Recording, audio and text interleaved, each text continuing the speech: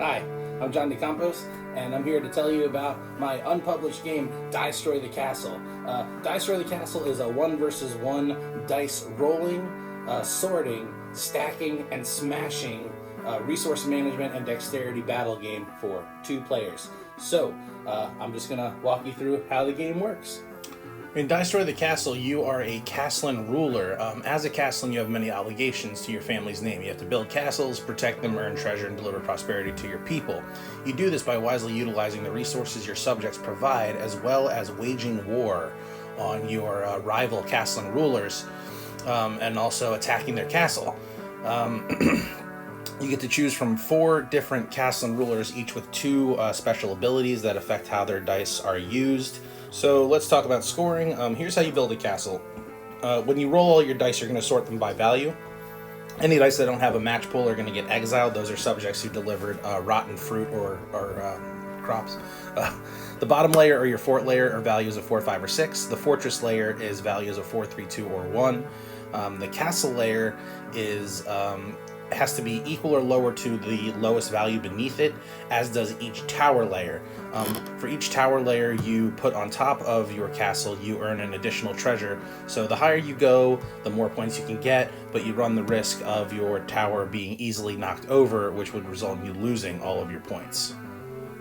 So now let's meet the Castellan rulers. We have Brunhilde the Berserker, who can take a dice off of her castle and add it to her armory to have more ammunition.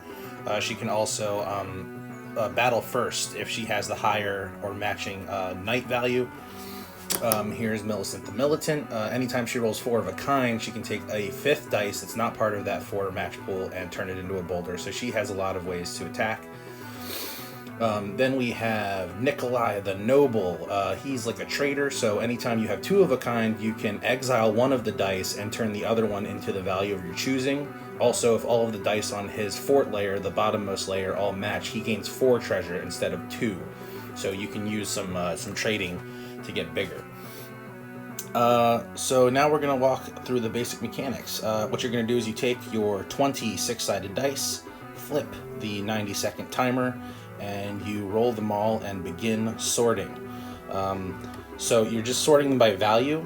Any of the dice that are not part of a match pool get exiled. These are supposed to sort of be like subjects of your kingdom who kind of fell flat. They didn't deliver the resources they were charged with making for the kingdom. So you can see here the 5s and 6s are getting dropped into the bottom, the fort layer. The fort layer is tough to get down because it consists of 9 dice. So 5s and 6s can be boulders, which will go into the armory. That's the space on the left. 4s typically are used first to build the fortress layer because they don't have any inherent value as far as what they can do specifically. Then we have a fortress layer, and a castle is complete. Then what we do is we move on to war. So what's going to happen is 2 dice are your knights. Those are any 2 of a kind. You take a boulder, you pinch, aim, squeeze, and fire at your opponent, knocking down as many pieces of the castle as you can. As more dice get knocked down and knocked out of the castle zone, your accuracy has to improve. Then your opponent will clear the rubble from their recently dice-destroyed castle and alternate their attack coming from the other side. Players do this until they run out of stuff inside of their castle or guardian spaces. Here's a little slow-mo shot for you from a real big tower. Whoa! So you can see there's quite a bit of action that happens throughout the game. Here we're just showing you the various zones. There's the armory, that's where you put 5s and 6s. The 3 spaces in front of the castle are the guardian zones. Those are any 3 of a kind. Following the castle building guidelines, you build in the castle zone, and any 2 of the kind are your knights. So you use your knights to fire your boulders, and then the 20-sided spin down counter goes in the bottom right square. That's called your treasury. And I'm just showing you the neoprene mat we have here. I actually had these short run custom made, very happy with them. The flatness and the slickness of them is very valuable. And then after the end of the round, you just flip your dice around to calculate treasure, and the first 1 to 20 treasure at the end of the age wins. So that's it. That's Destroy the Castle. There's some other finer rules, including some stuff about how, like, if you finish a round or an age and parts of your castle are still intact, that'll earn you additional treasure. The castle and ruler abilities really do some cool stuff for giving you some asymmetrical win conditions and ways to sort of do your resource management in different ways. My favorite is Almeric the Alchemist. Once per round, you can re-roll any 3 dice.